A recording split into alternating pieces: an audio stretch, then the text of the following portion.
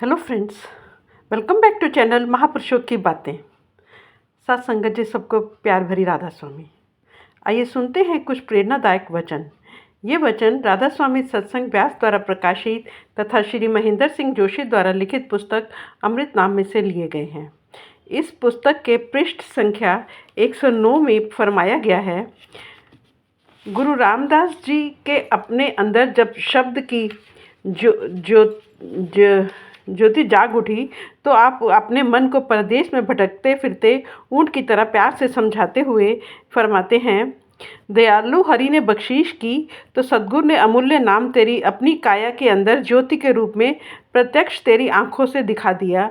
अब तू इसी की पूजा में लग जा, इसी ज्योति को संभाल। यह नाम से भाव परमेश्वर का है। जैसे कोई अनजान पथिक किसी भयानक वन में अपने मार्ग से भटक जाए तो कोई मार्ग का भेदी उसे उसकी कठिनाई से निकाल लेता है, वैसे ही जब किसी पूरे गुरु का सत्संग प्राप्त होता है तो वह दीक्षा देकर शिष्य के अंदर परमेश्वर की उस ज्योति को प्रकट कर देता है, जो उसके मार्गदर्शन के लिए हर समय उसके हृदय में जागृत रहती है, पर उसके मन के मैल के कारण उसे नज़र नहीं आती। इस ज्योति का प्रकाश प्राप्त कर लेने पर आत्मिक मार्ग में आने वाले घोर अंधकार से निकलने में कोई कठिनाई नहीं आती।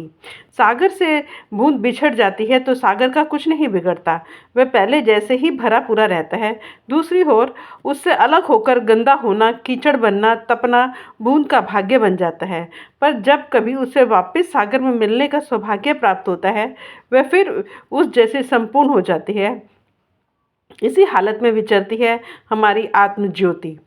गुरु अर्जन साहिब अपने इस प्रकार सचेत करके अपने निजी अनुभव का वर्णन करते हैं। जब आत्मा को सांसारिक धंधों में से निकालकर गुफा जैसी शांत सहज अवस्था में ले आए तो उस ज्योति स्वरूप का अनहद शब्द बजने लगा। गुरु की दया से प्राप्त हुए इस प्रकाश में शब्द में वृत्ति को जोड़ने से अकथनीय खुशी प्राप्त हुई, मानो को विरहिणी अपने प्रीतम में लीन होकर सुहागन हो गई हो। एक अन्य स्थान पर आपने स्वीकार किया है कि यह सद्गुरु की दया का ही प्रताप था कि मेरे मन मंदिर में दीपक जल उठा। गुरु नानक साहिब के अनुसार किसी आत्मा का अपने शरीर के अंदर जगमगाती परम ज्योति से मिलना कोई अचानक मुलाकात नहीं होती। इस प्रकार मिलने पर वह फिर से वियोग का दुख नहीं सहती। जब कोई नदी जाकर समुद्र में मिल जाती है तो फिर वह किसी हालत में उससे अलग नहीं होती। इसी तरह का मिलाप अंश ज्योति का अपने मूल ज्योति से होता है। इस प्रकार आत्मा का आवागमन का चक्कर सदा के लिए समाप्त हो जाता है। ज्योति के संबंध में कुछ और वचन। सारी सृष्टि को जीवन देने वाला प्रभु खुद निर्मल ज्योति है, जिस ज्योति का दीदार गुरु अनहद शब्द द्वारा करवा देता है। अज्ञान का अंधकार तभी दूर होता है जब हृदय में शब्द का दीपक प्रकाशमान हो जाए। जब आत्म ज्योति परमात्म ज्योति में समा जाती है तभी आत्मा अपने मूल को सही रूप से जान पाती है। गुरु नानक साहब फरमाते हैं कि हमारे अंदर ज्योति प्रकट हुई और हमने उसमें प्रभु का दर्शन कर लिया, जबकि मनमुख अपने भ्रमों और भूलों में ही उलझे रहे। जिस किले में संसार के पालनहार प्रभु ने अपना वास रखा है, वहां पहुंचना सरल नहीं, अति कठिन है।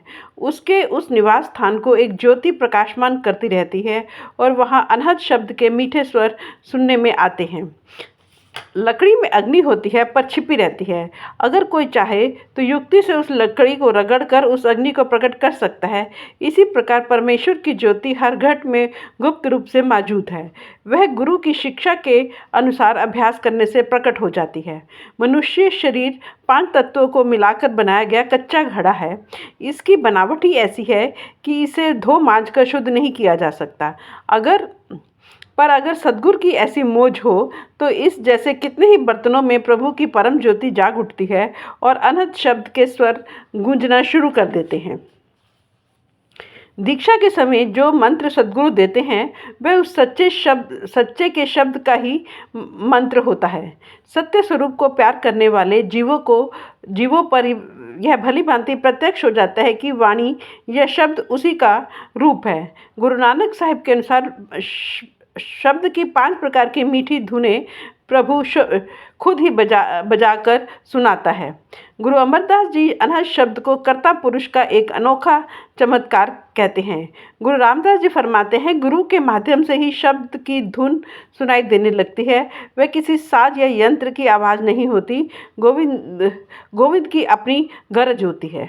गुरु अर्जन साहिब के शब्दों में अनहद शब्द परमेश्वर की अति सुंदर रसमय उपमाओं से अतीत वाणी है और वह संतों को प्रिय ही नहीं, उनके जीवन का आधार है। यही वह साधन है जिसके द्वारा वह अपने अस्तित्व, अपनी मौजूदगी, हाजिरी, व्यापकता को प्रकट करता और उसका अनुभव कराता है। कबीर साहब इसे अपने राम राज्य की बजाय किंगरी कहते हैं। प्रभु ही शब्द है। चाहे कहने सुनने में यही आता है कि प्रभु सचखंड में बसता है, वह हमसे कदापि दूर नहीं। हमारे मुख से निकला हर लफ्ज़ उसके कानों में पड़ता है। हमारी की गई कोई हरकत उसकी दृष्टि से ओझल नहीं रहती। वह हर समय हमारे सम्मुख होता है शब्द के रूप में, तो भी हम अभागे जीव उसके अस्तित्व का अनुभव नहीं कर सकते। उसने प्रत्येक हृदय में अपने शब्द का दीपक जलाया हुआ है। प्रभु की सच्ची वाणी उस शब्द के रूप में जिसका भेद गुरु बताता है, संसार के कण कण में समाई हुई है। जो शब्द गुरु अपने शिष्य के मन में बसाता है, वह अवगत, अगोचर, अपरंपार परमेश्वर ही तो होता है। शब्द कर्ता की सृजन शक्ति है। जितनी भी सृष्टि दिखाई देती है, शब्द द्वारा रची गई है। जब उसकी ऐसी मौज होगी, शब्द द्वारा प्रलय लाकर इसको मिटा देगा, और जब इसकी फिर से नए सिरे से रचना करनी होगी, शब्द द्वारा ही करेगा। इस संपूर्ण दृश्य और अदृश्य आकार को बनाने और संवारने सजाने वाली शक्ति की महानता पर विचार करते हुए उसके लिए विशेषण अपार का प्रयोग किया गया है। चाहे तो कह लें कि शब्द ने सृष्टि की रचना की है, और चाहे तो कह लें कि रचनाकार प्रभु ने यह रचना की है, बात एक ही है, क्योंकि दोनों एक ही है। उत्पत्ति का कार्य उसी एक से होता है। इसमें किसी दूसरे का कोई दखल नहीं। कर्ता पुरुष खंडों ब्रह्मांडों की रचना करके ही संतुष्ट नहीं हो गया, उनको चलाता भी वही है। इतना विशाल तन कर वह बुनाई किसी और को कैसे सौंप सकता था। सारी रचना में व्याप्त भी वह आप ही हो रहा है। उसकी रचना में अनेक धरतियां हैं, अनेक ग्रह, उपग्रह, सूर्य, चंद्र आदि हैं। यदि उन्हें कोई सहारा न दिया जाए तो उनके आपस में टकरा कर टुकड़े टुकड़े हो जाने में एक पल भी नहीं लगता। जिनके सहारे वे अपने आप स्थान पर टिके हैं या अपनी अपनी दिशा में चल रहे हैं, वे शब्द है। सो शब्द ही सृष्टि बनाने वाला है, शब्द ही उसे चलाने वाला है, और शब्द ही चलाए रखने वाला है। जिस शब्द का जिक्र किया जा रहा है, यह वही है जो हम सबके अंतर में है, अपना निजी महल बनाकर विराजमान है। हम सब उसी के सहारे जी रहे हैं। वेदनाथ को सृष्टि का कर्ता मानते हैं। बाइबल वर्ड को रचना के लिए जिम्मेदार कहती है। इस्लाम के यकीन के अनुसार कलमा या कुन से अस्तित्व में आई है। इन सब लफ्ज़ों का एक ही भाव है शब्द। गुरु साहिबान ने खुद इस सृजनात्मक शक्ति के लिए एक से अधिक नामों का प्रयोग किया है, जैसे शब्द, नाम, हुक्म। इस दृष्टि से शब्द, नाम और हुक्म में कोई अंतर नहीं है। फ्रेंड्स, अपनी इस वीडियो को आज हम यहीं समाप्त करते हैं। अगले वीडियो में हम आगे बढ़ेंगे। Thank you.